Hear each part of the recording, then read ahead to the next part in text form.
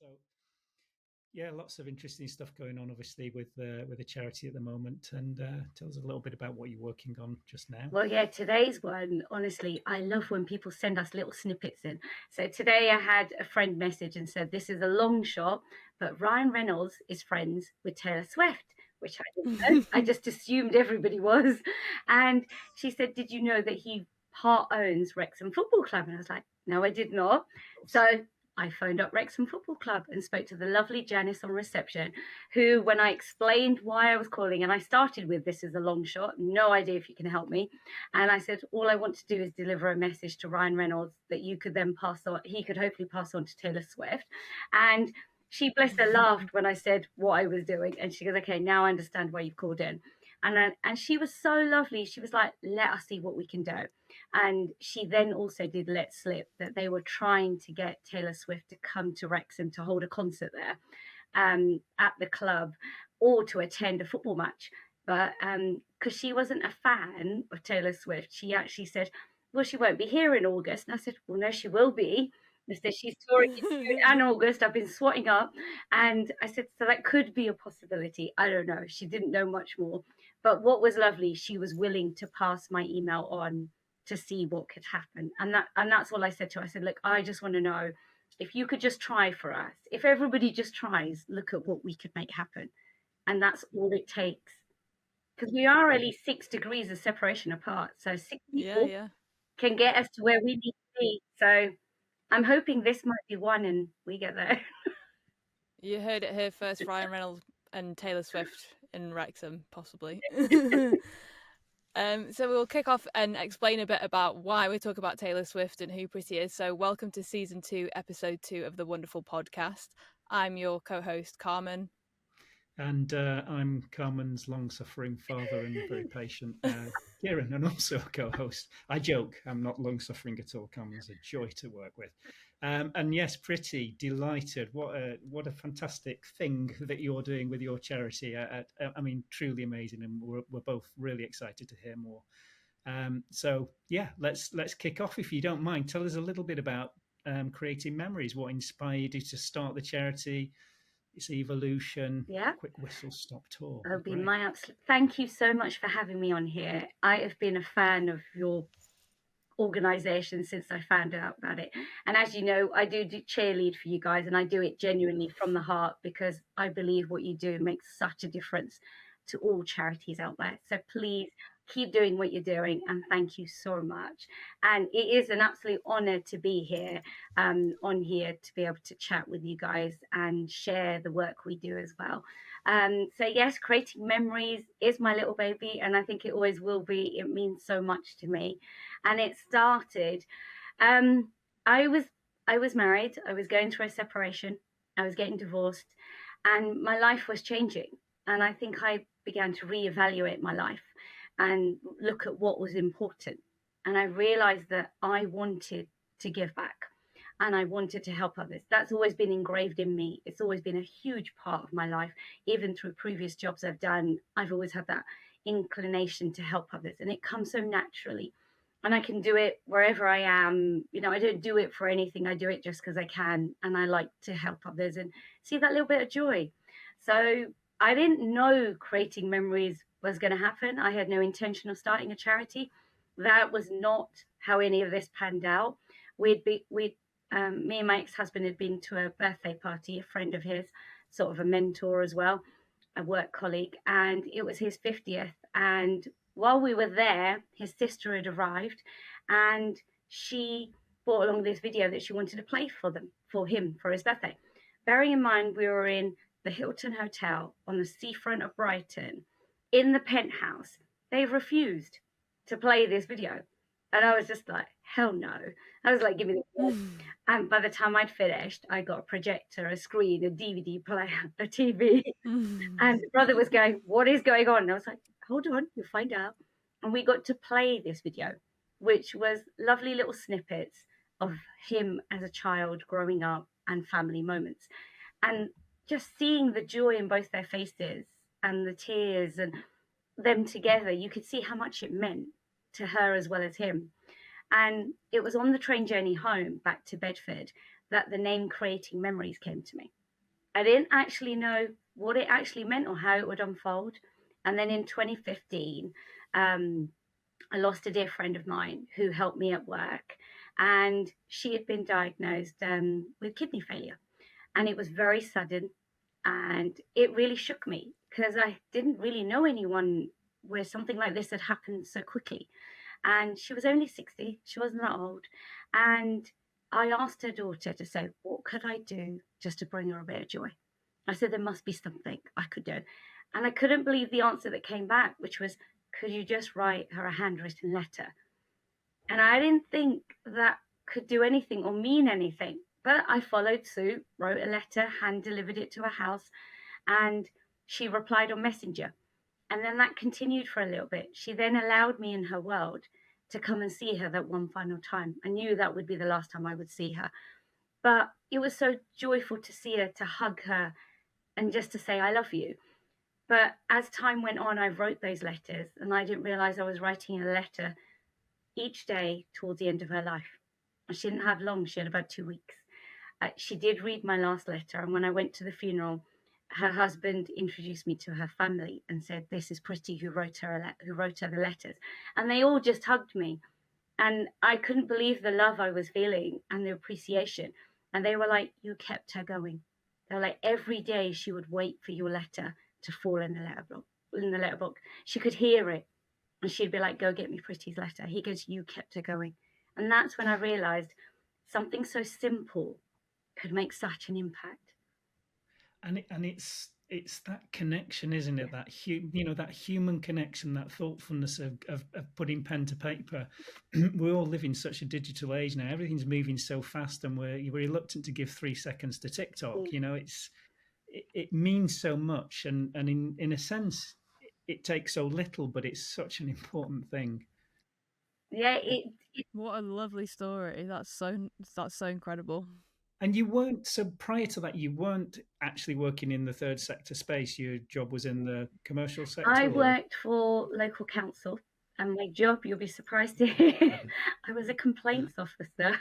Really? So You must have been the nicest complaints officer ever. To be fair, the job was very challenging, but it allowed me to build up relationships and connections and to help people. So I looked at it as a role to help people who couldn't get their way through the council to achieve what they needed and were struggling. Mm-hmm. So it became a way for me to go, that's okay, I can help you. And yes, I would put 110% in, and I would go. And there were times when I'd hear stories where somebody would ring up and say, and there's one that really does connect, where a lady rang up and she said, I've only got a couple of pounds in my bank account. My universal credit has been messed up. No housing benefit. I don't know what's happened. And I really felt for her. But bearing in mind, I do know there's 2 sides to a story. So I was like, okay, let me take down your details. I'll call you back. I'll see what I can do. Normally the complaints procedure is it takes 3 days to acknowledge a complaint, 10 days to get a response out, 20 days if it's complicated. I was not going to make this woman wait 10 days to get something out. So I called up a colleague in the housing benefit department. I said, right, James, help me out. This is what I know. How much of this is true? What is going on? He called me back and he said, we've messed up. I said, right, fix it. And I said, and he goes, I know you're going to ask me how long, and I know you won't accept 3 days. I went, correct. So he goes, we will put the money in the bank tomorrow. I went, brilliant. I go, now can you ring her and explain? Because housing benefit is complicated. So she's going to ask me questions I can't answer. And bless her, the woman rang me back to thank me. And she was in tears. And she just said, I can't even tell you how much this means, that you made the effort to look into this and resolve it in a day. That's all it took. But that's what really cuts through for me in all of the social media posts. And obviously we tend to comment and like posts and share them when we see them mutually. It feels sometimes like a mutual appreciation society, but it's very genuine, and it really is heartfelt. But I think that's the thing that cuts through for me, is that you're a doer. You kind of, I'll call you a fixer, someone that just gets things done, cuts through the noise. You mentioned at the outset there, the making sure there was a projector and a DVD player and whatever, just get it done. It doesn't matter, get it fixed. And I think that's a really, really important character trait in the work that you're doing now, clearly. Oh yeah, what I say to people is I have a persuasive charm, and I will use it to the max. I'm not trying to cause any harm, not trying to manipulate anyone. I just want to make something happen, which I know is possible if we work together. And that's all I'm asking. And I know that if we all did a little bit in this world to help each other, what a beautiful place we could live in. And it's not all about money. It really is just acts of kindness. Honestly, they go such a long way. And I think this is where, for me, life is going to throw challenges at you, and it always will, but it's how you rise, it's how you move. And for me, I've always had this determination. And it was something my ex said to me. He goes, honestly, when you set your mind to something, you will move heaven and earth to make it happen. And do you know what? I do feel that's quite true. I will give it my best, because if I believe in something, then I will, because it feels like it's true. And I think it's part of me.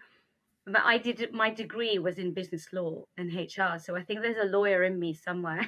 But if I was ever to become a lawyer, it would be someone who would do it for pro bono and to help others. I'm not in this for, who can earn the most, how, what you do. I want justice for those who need it and deserve it. So I think a part of me, when I've got facts and figures and I can compile stuff, and then I like to think outside the box and go, right, well, how do I make this happen? And I've always been like this, very inquisitive. And do you think that that very positive nature which shines through all of the time, do you do something kind of to make that happen, or is that just naturally how you are? I mean, when I talk about do you do something to make it happen, people talk about positive visualizations of things happening. Do you go for any of that kind of thing when you're organising these particular events and campaigns that you're doing with the charity? Do you see the outcome that you're trying to achieve? Does that help, or do you not do going? No, what drives me is we personalize everything we do. So when a wish comes through, it's not just, this is what I've asked for, you deliver it, and that's it. That's not how it works. I will contact the family. I will have a conversation. I will find out more about that child and their family and what makes them tick. And 9 times out of 10, what they originally asked for isn't always what they want. And it's through that conversation that I unravel to get to, what is it that will bring that child joy?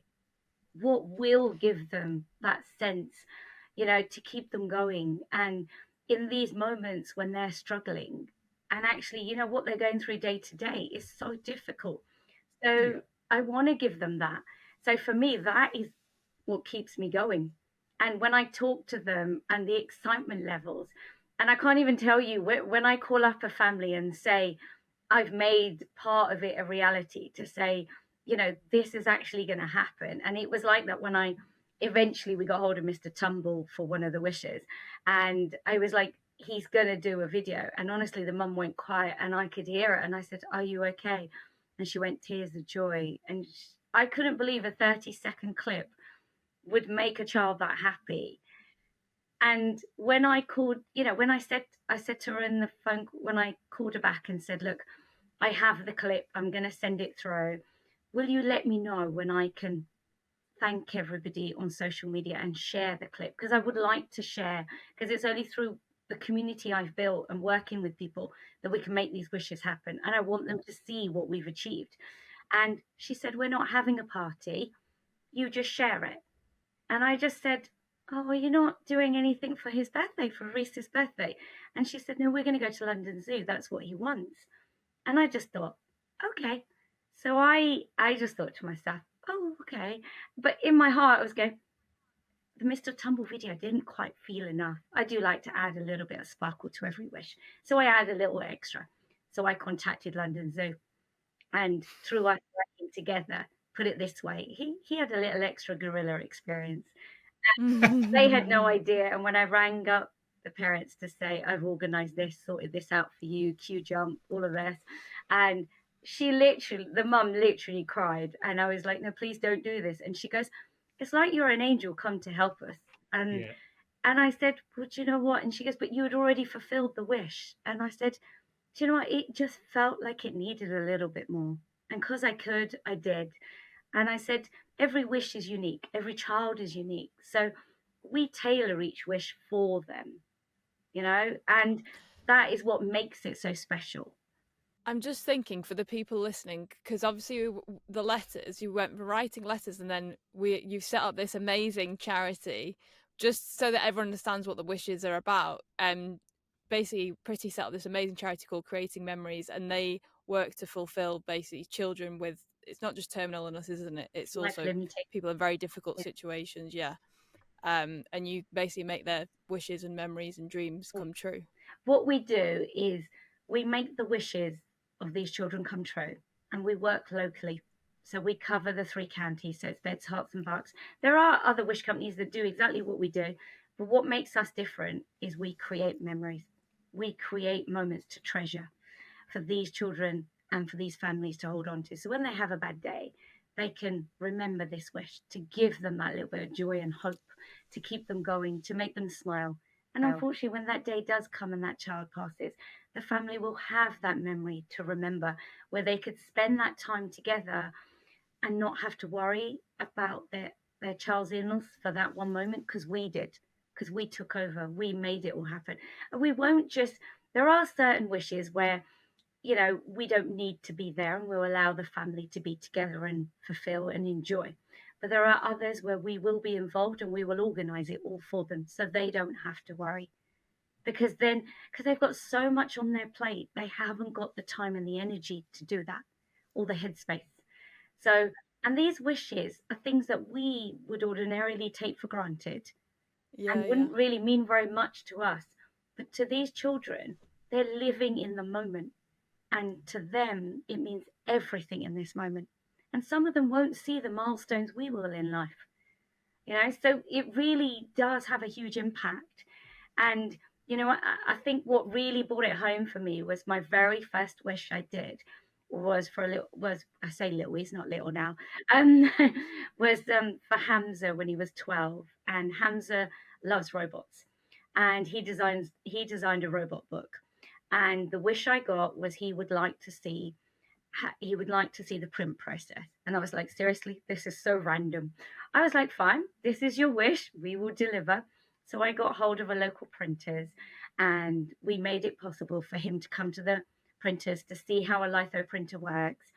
And as I was chatting to Dave from Swan Print, I said to him, wouldn't it be amazing if we could get a robot, to come around and give him his book? And he said, well, does a Dalek count as a robot? I went, hell yes, where do we get one of them from? And he said, well, my friend who runs Michael R. Peters, which is a electronic shop, one of his colleagues has made a life-size Dalek. And I was like, are you for real? And he went, yes. So I went, great, let's call him up. I could give me his number. So we did. I called him up. It was in storage. He managed to get it to the printers for us. And the Dalek came round the corner to deliver him his book. And honestly, his face just was so joyful. And then his mum was like, oh, thank you. And I was like, oh, we're not finished. And she was, what do you mean? She goes, this is what you asked for. And I said, no, there's a little bit more. Here's an address. Follow me to this location. And we took them. It wasn't far. It was like a 5-10 minute drive, if that. We took them to a local bookshop called Rogan Books, which unfortunately is not there anymore. But this local bookshop helped me to create a book launch. So he felt like an author. So we had his book, Pride and Joy, in the window as a display, along with a poster of him and the front page of the book. And then he came in, and in the window also there was a life-size Meccano robot. And I'd managed to borrow that from somebody off Facebook Marketplace. I saw them selling it. I was like, could I borrow it just for the event? So they did. And then when he came in, we had his favorite food, which was, he liked cheese and tomato pizza and cheese and tomato sandwiches. So that's what we had. And somebody had made us a cake, and we'd asked them, and I didn't ask them for anything. They were like, what is his favorite robot? And I said, I don't know, just pick one from the book. And they did, and they put it as a topper. And he was so happy, and it came to cutting the cake, and he was like, Mummy, can you take the topper? And I was like, if you cut the cake, I'll give it to you. And he was like, no. And I was like, I promise we won't touch it. We won't cut it. Just cut the cake and I will give it to you. So I did. And what was so beautiful for me was at the end of the wish, you know, he was very happy. He even signed some books for autographs for some people there. And then I thanked the lady who had let me borrow this robot for the display. And I sent her a picture to say this, you know, this is how the day went. And she sent me a message back saying, my son is the same age as Hamza. And Right. I showed him this. It's his robot, and he would like to gift this robot to Hamza. And I was Wow. like, wow. And I was just like, what a beautiful thing. And I remember going to see him to get the box. And I was like, did Mummy tell you to do this? And he said, no. He goes, I just wanted to help. And I thought, what a lovely way to bring your children up, to teach them to give. And 4 years later, when we got charity status, and well, you know, yeah, it was about 4 years later. And then when we were our first wish after lockdown, I got contacted by the local hospice to say Hamza had a really, really tough year. He had spent most of his time in hospital, and they were like, could you do anything to cheer him up? And I thought, you know what, Hamza's always going to be close to my heart. To be fair, all the children I do the wishes for are, but Hamza was the first wish I did. So I was like, okay. I was like, leave it with me. They're like, we haven't even told you. And I said, no, he still loves robots. And they went, correct. And I managed to get hold of Mark Haig, who, I don't know if you've ever seen a program on BBC One called Money for Nothing. And he's on there, and he creates robots from scrap metal. So I contacted him, and he agreed to make me a robot that not only had a built-in Bluetooth speaker and a light. And that's where Tweak was born. So when we presented Tweak to Hamza, just before we presented, his mum came up to me and thanked me. And she said, honestly, he will never forget who you are and what you've done for him. And I said, no, it's my pleasure. It's my joy. It's always lovely to see you. And she goes, I want to show you something. And she opened this box. And in that box was the topper from the cake 4 years ago. And she said to me, whenever he has a bad day, I show him this. And he is transported back to the wish you made happen. So she goes, this always brings him joy. And that's when I realized, I suppose it was engraved a bit more, that these wishes have a lasting impact. We create moments to treasure that are in your heart that you can't replace. You're going to ask me to go back. So we've got to the story. This might swap and change, I think. But so when I'd lost my friend, I also lost a grandfather figure. I'd lost both my grandfathers when I was little. So when I got married and moved to Bedford, I made a grandfather figure here. There was an unspoken bond between us. We'd just see each other, our faces would light up. He'd always hug me. He'd always bless me. And there was just something special. And I think I just craved that connection. He did too. And I remember, unfortunately, his cancer came back. And I went to go see him. And I remember walking in the room, and he was lying down on the sofa. He saw me, and he literally just sat up and opened his arm. And me and his granddaughter just looked at each other, and we just cried. And I said, how is he so happy to see me? I'm not even blood. I'm not family. And she goes, how can you bring so much joy? And I said, I don't know. And he was just so happy to see me. And I was like, have you eaten? And he said, no. So I fed him. And then I said, look, if it brings you this much joy just to see me, I walk past your house every day to go to work. I'll just come and see you on the way home. And that's what I did towards the end of his life. I would just pop in for 5 minutes just to say hello, give him a hug. And that's when I realized time was important. So as my marriage fell apart, I got divorced, I moved house. The impact of these two people, that's when creating memories, the name came back to me. And I went, this is what I want to do. I then went into work and said, I want to go part-time and I'm going to start this. And they were like, you're totally crazy. What are you doing? And I said, you know what? Life isn't all about working this hard, earning all this money. I want to give back. And this is my way of doing it. And I feel this is my purpose in life. So do you know what? I'm going to do it. And this is my opportunity. If I don't try now, I won't do it. So I said, you know what? Just support me. If it doesn't work, I'll come back. They didn't want to lose me. And I was like, I get that, but I feel this so strongly. And I know people say to me, through going through all of that, you came out with this. And I said, yeah, I did. And I said, maybe I needed to go through this to find what I genuinely needed to do and go forward in life. Yeah. And creating memories didn't quite start when I thought it would. I went part-time. I tried to write a business plan, and that broke me because not because I couldn't do it. It was because I wasn't mentally in the right place.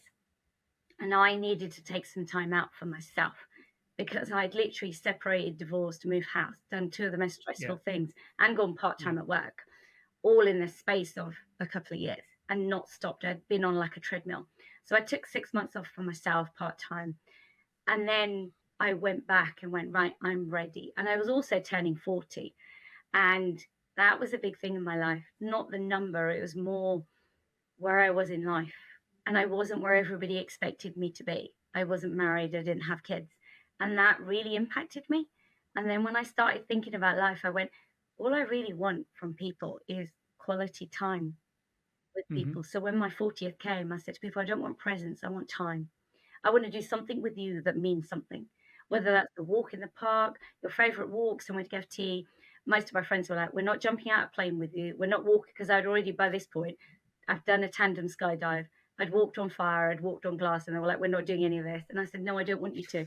All I want is for you to give me the gift of time so I can spend that with you. And once I turned 40, life sort of came back into perspective. And I went, okay, I can write this business plan. No, I said, no, stop the business plan. We're not doing it. I'm just going to start. So I had the name, and I got someone to design me a logo. And I met some friends in a group who then steered me towards everything doesn't have to be perfect. And I don't need a website straight away. Just get your social media handles. So they helped me get Facebook and Instagram and Twitter at that point. And I just started. And so 1st of August 2018 was when I started creating memories. And a year later, I then went, okay, now I know what I'm doing. This works. I'd done 10 wishes by this point. And I was like, this is what I want to do. I can write a business plan. For this to grow, it has to become a charity. Otherwise, it can't, it won't. And that's when I got 4 trustees together. And I was hell-bent on getting my charity application in by December 2019. So that's what happened. I think they were a little bit like, we're in September, October, this isn't going to happen. I was like, it is. December, we go in. So December 2019, we applied for charity status. Charity commission, we might have been in lockdown, but they hadn't encountered for me. So I got my charity application by May 2020, which was amazing. But then came lockdown, and I was like, what do we do? Like, how do we do anything in this time? And unfortunately, in October 2020, I lost my gran, and she was a huge part of my life. And that was pretty hard. And in November, I was grieving, not only for my gran, but not being able to do wishes as well. And I painted my gate, and I was painting it multicolored, didn't work. So I ended up red. And my friend, I put it on Facebook, and my friend went, love the red gate with the blue door. Shame your path is so dirty. Most people would do an F comment or clean it or whatever. I cleaned it, silently made that noise, and then just got some paint because I love colour in my life. I painted the path in block colours, and something had said to me, we're in lockdown, we need joy. So I wanted to put positive words on the floor to give people joy as they walked past on their walks.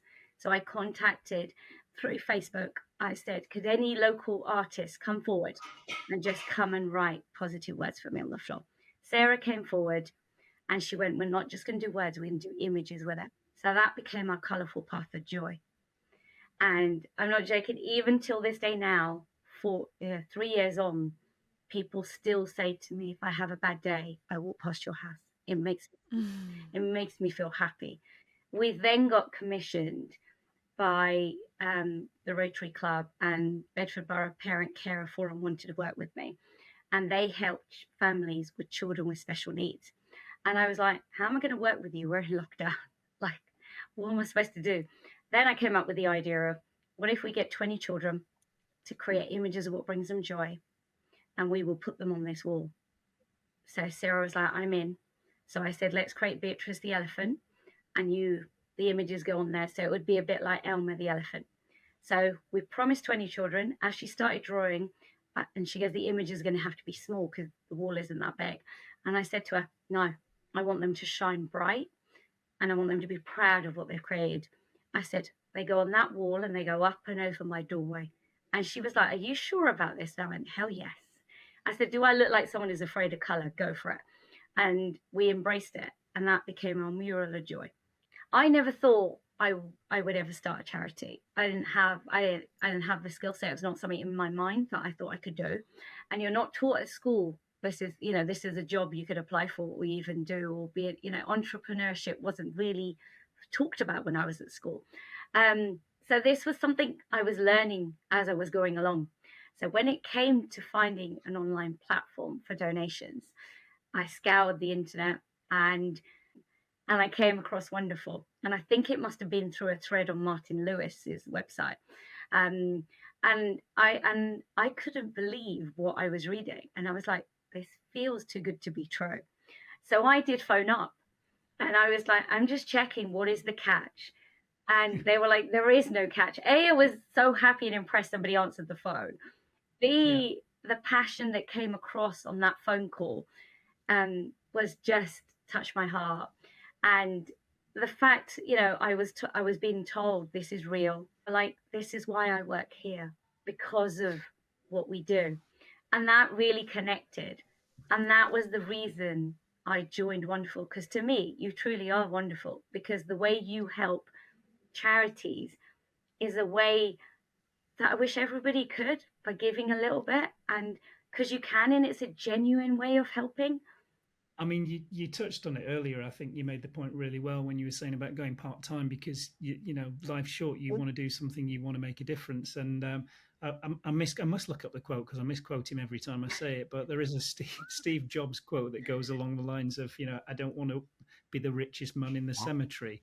I'd rather finish the day by thinking we've done something wonderful. And it was just the whole inspiration for that was actually people like you, the work you're doing, the people who support you through, fundraising events or through giving hard-earned cash. For us, it's always been that sense of, that there's an aspiration about the name that we would like to emulate all of that amazing work that's going on and sit in the middle of it and help get the money from one place to another and not charge. It always seemed like quite a simple concept to get somebody else, not least a commercial organisation, be it the Cooperative Bank, who were a corporate sponsor of ours for a while, to want to join that virtuous circle of really positive stuff happening. And whilst it took a bit of time, I think it was a no-brainer for them as well. It's a lot of goodwill that you're buying with your own customers and your employees and everyone else if you're supporting this amazing what work. I loved was that you took it to the next level. You then decided to embrace it fully and just went, okay, this isn't quite working how we thought it would. So we're just going to bring it in-house and make it work our way and go through the whole FSA. And I thought, oh my God, I can't believe they're doing this. This is such a journey. And, I feel like I've been through it with you, painstakingly going, we're almost there. No, we're not. Yes, we are. Behind us here, this isn't quite working. And I was going, why is this so difficult when you're trying to do such a good thing? It's interesting, and we're always both embarrassed and grateful for your patience because the problem with some of the stuff that we're doing, it's not just that we're a fairly small team, but also this technology that we use in this groundbreaking technology of open banking, which is allowing us to do some of this stuff at the price points commercially, which are ridiculous, and continue to be completely free for charities. It's still brand new. There are still problems with the standards that have been put in place because they've been put together and conceived with all the best intentions, but until they're out there in the wild, people don't find the gaps in the thinking about how that might work. And the specific point I know that you've been very patient with, and we keep saying it's coming, and it really is. We've again had to kind of find workarounds to what the technology will allow us to do to put that in place, and then balance that with, actually, you're right. We did end up selling the telecoms business that we were operating at the time we started Wonderful.org and moving everyone lock, stock and barrel into a fintech. And now we've got to kind of, keep the lights on and the roofs over people's heads as well. So there's always that balance of we want to do the right thing, but we've got to pay people's mortgages too. No, but it is the balance you create, that you've taken that leap of faith to go, we're still going to run a business, but part of that we're going to give back. And we're going to give back in a way that we're not just going to help one charity, we're going to help several.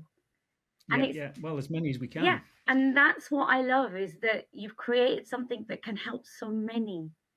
you know, and I'm very proud to be part of this community. And I know ongoing payments will come, regular payments is coming. My plea is to every bank is to join the open banking so we can get this to work more smoothly and quickly. So please do, because it is a brilliant service they are offering. Be part of change. Be part of change. Come on. And for once, that's not coming from me; it's coming from someone else. It is. But I genuinely mean it, because you're holding something up that can be so beautiful and that will make such a difference, and it's gonna make no difference to you as a bank. So just let us in so we can get this moving and allow people to give, and you can get more charities on board and make more of a difference, you know. And the story I really want to share is a friend of mine.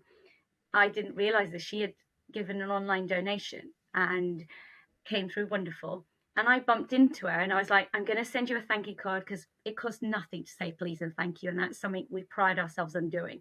And I love the fact that when people donate through Wonderful, the money comes through instantly. And it's like a lovely ping that comes in your inbox going, you have money coming. I was like, yay! And I know it's already come in the bank. I don't have to wait. And when I saw my friend, I said to her, thank you for your donation. And she just went, no, thank you. I said, for what? And she goes, you introduced me to Wonderful. And she goes, I'm a small business, and the cost they are providing to do the online transactions, I've never seen anywhere else. And she goes, this makes it affordable for me. And I had been sharing it through my network and people saying, look, join. The cost is so low and you can do online transactions. And she was like, I'm so grateful I donated to you, because now I've got something back that will truly help me. So I want you to know that you are making an impact, not just with the larger organizations, but the smaller too. Yeah. And that's brilliant, because the beauty of that, you know, I talked about the virtuous circle before, and people say it's a win-win. And for us, it was a win-win-win-win when we kind of started to bring on the retailers and their customers as well, or the corporate sponsors. But everyone benefits from this. The more commercial users we have, the more charities we can support. It feeds itself, and that's it's a really beautiful thing, to sound very American, but it kind of is. No, but I think you should say it proudly. It is a beautiful thing. And also, I don't know if people know this, but what you're creating on the corporate side, you're looking to replicate for charities, and we get to have it for free. So I'm like, this is amazing. So no, absolutely. I didn't know that was going to happen. So for me, when I found out, it's like the gift that keeps giving. And when I speak to your colleagues, you know, I've spoken to Carmen many times and others in your department, you know, where we've been liaising over ongoing payments, regular payments. But when you speak to your colleagues in your department, the joy and the passion that comes through, they are here with you on this journey. And they're not just here with you because it's a job. It's more than that.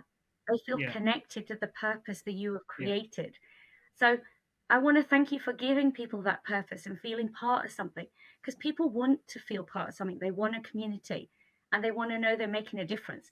And not everybody can make a difference the way we do as charities. And I get people saying to me, we can't do what you do. And I said, we don't need you to. Join us, support us. I don't need you to go set something else up. Just join us. You know, we can all, if we work together, we can make that difference. So thank you for giving people that. And knowing they're working for a very ethical company makes a difference. We joke about it a lot. I've mentioned before the Mutual Appreciation Society. It's not, but you are there front of mind a lot of the time when we're developing things, that there is a sense of, you know, what would Pritti think about if we got this in place? Because you've personified a lot of the work. It brings us much closer to the work that we're enabling in some, you know, even the small contribution that we're making it feels fantastic when you get close to that. I'll often say, if I'm having a bad day, I'll just jump on wonderful.org and scroll through 5 or 6 fundraising pages, and suddenly my day is a lot brighter, because you think, you know, that the things that people are doing to make the world better are truly, truly amazing. And it's so cool. People from different backgrounds, ages, doing so many different activities, helping so many different causes. I think it's amazing. You know, I just want to say to people, you know, just help each other, be there for each other, and, you know, say a kind word to someone and give a compliment, hug someone, help someone. And let's just make this place a kind of place to be, and absolutely keep doing what you're doing to help and support. That seems a a great point to finish, but we've got one thing before you go, which we've introduced quite recently. Well, actually, in the first episode of season 2. Carmen, do you want to just kick off with yours? We've got our picks of the week. Do you want to take it first, Carmen, or do you want me to go sure. first? So mine is an app again this week. The app is called Day One. It's a journaling app. I have always been very opposed to journaling and just never really thought that, I don't know, I found it weird to like write out my thoughts. And I think what also really freaked me out is the thought of someone one day finding it and reading it. So somehow me doing it on my phone where it's locked away makes it a bit better. But yeah, you can just download it. It does nice things like it gives you prompts. So like my daily prompt today was, what does love mean to me? So it gives you like ideas of what sorts of things you can write. And if you don't like to do it electronically, you can also write it out on paper, and it lets you upload a picture of it. And then if, like me, you're really paranoid about people reading your inner thoughts, you can just throw away the paper, burn it, recycle it, shred it.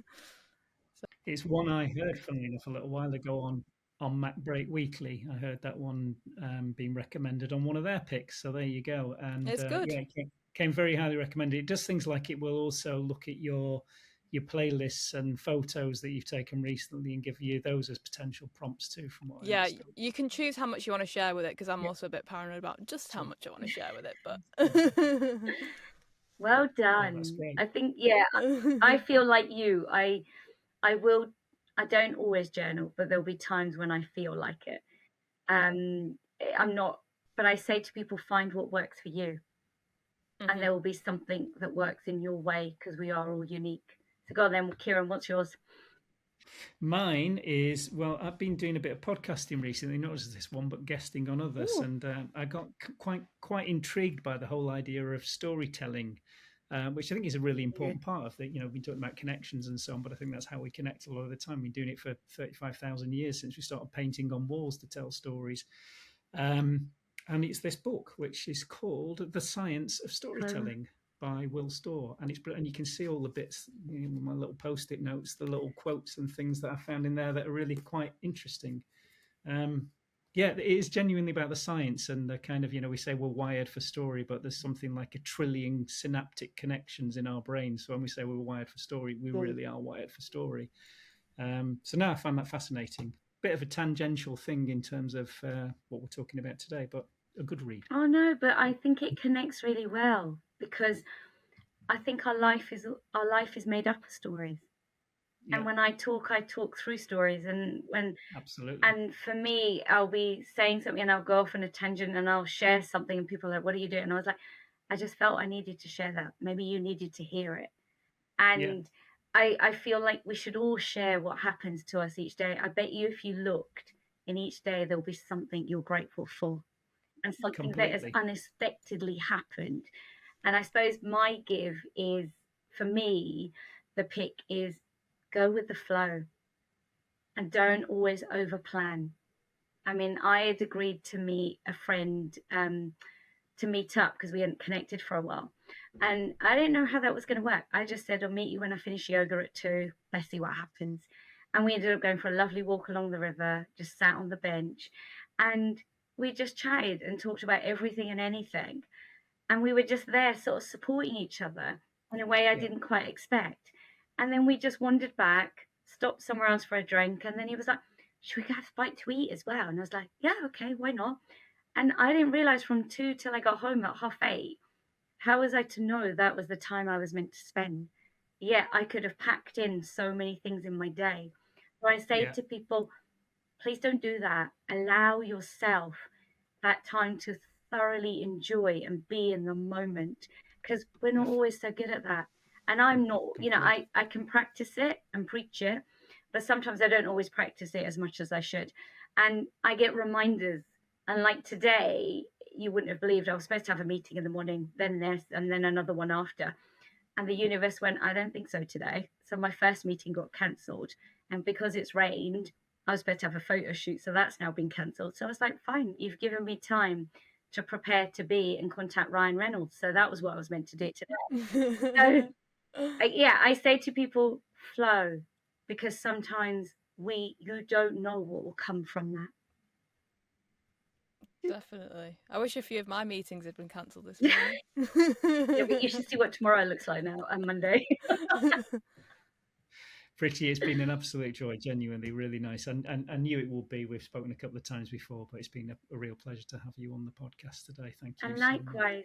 And thank you. And please keep doing these. I'm going to make a conscious effort to try and listen so I can hear all the wonderful other people you've been working with. And well, season one, I did joke at the beginning of season two. Season one, Carmen and I, as father and daughter, managed to talk to each other without any guests for a full 6 episodes. That's got to be a pretty big achievement. Yeah. Now, what did you learn? What lessons came out of that one? No, I'm joking. But no. No, but you know what? You're actually showing people how important it is to connect and keep those relationships and make them work in a way that works for both of you. And I think that is so lovely about both of you. And I love seeing that because it's genuine. You know, it's not for any publicity stunt. It is very genuine. But I look forward to seeing on season 2 who you bring on. And yeah, long may it continue. I've always wanted to do a podcast and I've debated it many times. You should. And you absolutely should. Yeah, maybe that may be something as we grow and I can get more people on board. I can create a bit of time and space to do that. And then maybe I can get you guys on mine. Carmen, where can people find us? So you can listen to us on Spotify, watch us on YouTube, listen on Apple Podcast. If you want to email us to guest on the show, or if you have something interesting you want to share with us, the email address is hello@wonderfulpodcast.com, and I will post all of Pritti's links below to the charity website and the link to YouTube to Hamza's robot video as well. Thank you. Fantastic.